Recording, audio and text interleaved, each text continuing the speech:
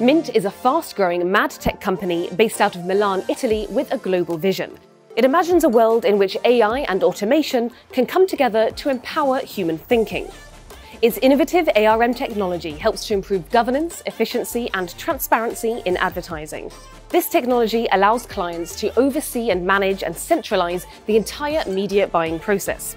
We'll be speaking with the company's CEO, Andrea Pezzi, who will tell us about the early years of the business and how the company has created a technology that supports advertising companies all across the world.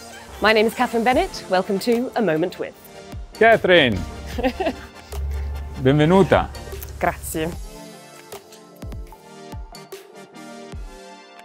So one of the first things I wanted to ask you is, you've been a radio DJ, you've been a TV presenter. How did you get from that to being an entrepreneur? Curiosity, I think. Okay. I started being a presenter. Once I had enough of that kind of life, I wanted to step into a new one. I wanted to change and to see if I was capable of building something different, right?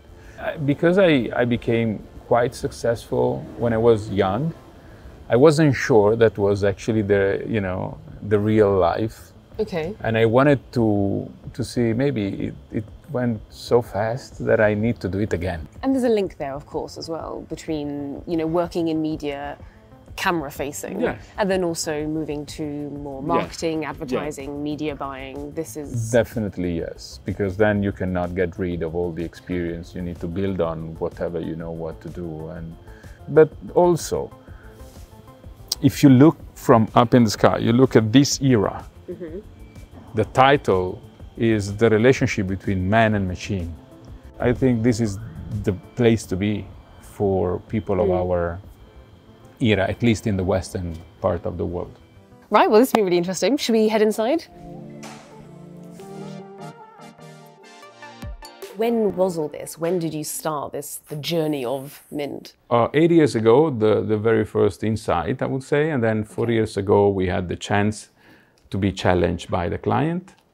And I would say 3 years ago, we became off the shelf as a SaaS, and now it's the scaling kind of momentum. And now you're in Yeah, expansion. I mean, this is the expansion, which is the most difficult part, I would say, because, it's if I look back, it's been always the difficult part. Yeah. It's always... Every part feels like the difficult part. And this is what we love, right? So it's always more exciting and rewarding in a way.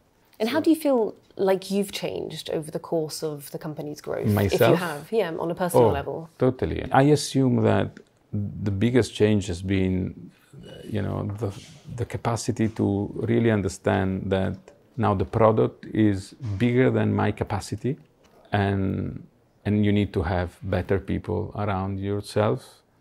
Also, stepping back, accepting that somebody can have the last word, and it's good for you to accept it. And to come back a little bit to when you first created the company that would later become Mint. Can you talk a little bit about that process, the ideas that you had, how you went about doing it? We wanted to shape a company together, or something like in MTV. I was in MTV, just to create a specific way to address the communication for brands that wanted to advertise on MTV. Then step by step, being an advisor to these brands, and then entering into the advertising world, I get to know better and better the market itself. It was big time. It was a big moment because everything was transforming due to the digital revolution, right? There was such an incredible, feeling on what could be the future if you give it a name, if you understand exactly where the flow is going. We wanted to close the loop of the software enterprise ecosystem. So it was such a challenge, right, to be part of the giants, even if we are small. Being alone, without big funds, but only good people, smart people, investing all the money we made along the way in what we believe without having any dividends along the way. And this is why, we did it. So this philosophy that you have, this personal philosophy that you have, the way that you live your life, how do you then translate that to the company? What are the company's values? Overall, we are a benefit company. Can you explain what that means a little bit? It's a way of saying that we tend to believe that there is a shareholder in the company, which is the society and the planet itself. So we give part of the revenue we make every year to something that makes sense to build, just because we are part of the community. So I think it is more relevant to say that you have a company to build people big and happy and realize human beings instead of vice versa. So is it fair to say that Italy is rarely associated with the digital revolution? And if so, why is that? What I could say is that, yes, talking about the artificial intelligence revolution, which is another kind of layer on top of the digital one, Italy and Europe overall cannot compete with China and US on industrial capacity and finance.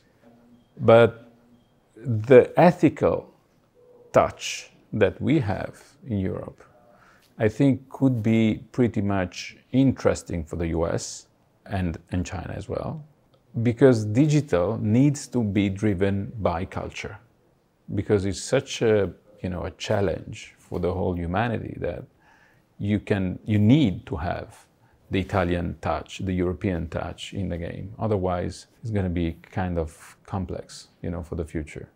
And where does Mint fit into that in the Italian tech scene? I think it's part of the way Italians see things. So we tend to look at the empty spaces, and we like when there is a need for a solution that nobody else is looking at. So I think it is part of our story just to be innovative and to create something that disrupts in a good way. Mint is open in the US, which is, a big challenge to us, and we want to shift the headquarters within 1 year in the US. From Milan to the States. Absolutely. Because this is where you need to go once you're ready with and we are, with the product to face the market. And to be working towards the same objective. The same objective, correct. And you talked before about disrupting the market. So let's talk a little bit about Mint's Disruptor, the software of Mint, so ARM. Can you tell me about what that does and how it works? ARM, first of all, is Advertising Resource Management. It is exactly like CRM for the marketing side or ERP for the supply chain. So what we did is we decided to create a technology that oversees, orchestrating all the different technology. And just to give you a number, over the last 12 years, there were, I would say, 1,000 different technology in the market 12 years ago. Now it's 10, 12 times more, which means that there is a huge complexity. Every single brand that does advertising, typically they need to manage from 20 to 30 different technology for every single campaign. But there is no orchestrator, there is no one that breaks the silos of all these technologies. And there is no possibility to do it without automation. And with the automation, you can then bring another layer, which is what we have, of artificial intelligence that gives to the people that works on that specific, vertical of the company. With the artificial intelligence, you can have not just everything automated, but you can have a machine giving you suggestions on how to save money or make better results. And this is what it's all about, right? This is technology. This is the revolution that you are asking and looking for in every single aspect of a company. Can you tell us a bit about how Mint's software was created and what makes it unique? Intuition was to create a software that was able to automate most of the mundane tasks and the manual work that bright people were doing and are still doing. And so what is it about this software which is so unique compared to other software that may be on the market? First and foremost, it's unique because it's one single software compared to many other software that do a little piece of the big complexity of our media advertising process. So it's the only one you can find that does it all, right? Mm-hmm. And that's the reason why it's unique. The second is it's the only one that connects to more than 350 different technologies. We create a lot of automation throughout very simple process steps. And 3, we put on top artificial intelligence in order to create efficiency out of the process itself. Using AI, I mean, AI is very much the buzzword at the moment and everyone's talking about it. And of course, there is the fear there that AI and automation and things like that will end up replacing humans and, I guess, taking our jobs. But you're coming at it from a philosophy of wanting to empower humans. Yes. So how do you keep that balance? How do you go about that? That kind of AI that helps human beings to take the decision, right? So it's not in any shape or form built to do things instead, but to give enough evidence of what could be the right decision, giving your KPIs, your need, your expectations. And we set these people free from this robotic task because a computer can do it better than a human being. And so talking about that a little bit, I mean, you have quite an impressive client roster. You've got P&G, Stellantis, Coca-Cola. Do you think that what you're talking about there, this idea of using the technology to crunch the numbers and do all the technical things, do you think that is one of the reasons why your technology is so attractive to CFOs and COOs around the world? I think that what they're looking for is a simple way to manage complexity. Overall, this is what it's all about. To have transparency, governance, it's fundamental. So once you have more control in your hand, you can really see where the money goes and you can take decision with an impact on society because you have full control. As a matter of fact, in the advertising, without Mint or something that looks like Mint, without that, you cannot do it. You don't have any responsibility trigger on the advertising. So the complexity, once is sorted, becomes an opportunity because you are relevant, more and more relevant because you are big. You are a complex company that can give a big impact to the reality. And advertising is a great engine for that change, both for the economical change and the cultural change that a brand with their values can provide to the society.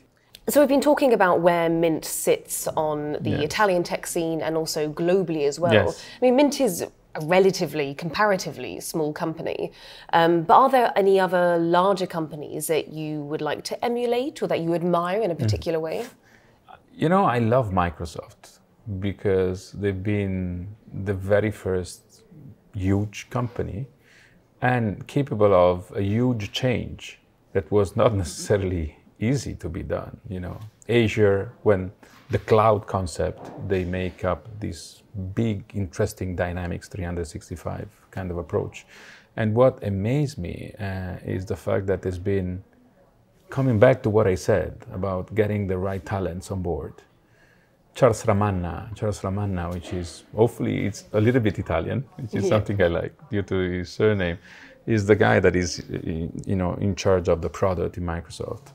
The change that is being building within Microsoft, which is impressive because, there is a new Microsoft that is way different from what it was a few years ago, that is now, once again, the big one.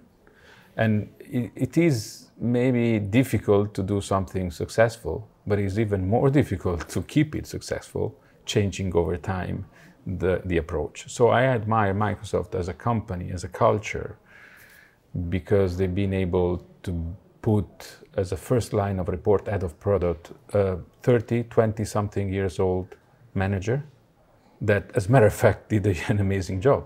So I was like, wow. It's one of those, it's a manager, which is a different game. And you don't expect somebody of that age to be so strong, to change the legacy and disrupt again the market, being a leader. So these things is pretty much interesting to me and gives, the willingness to play a game with them, to be part of their horizon, if you know what I'm saying. Great. Well, thank you very much for being with us. Thank you for having me.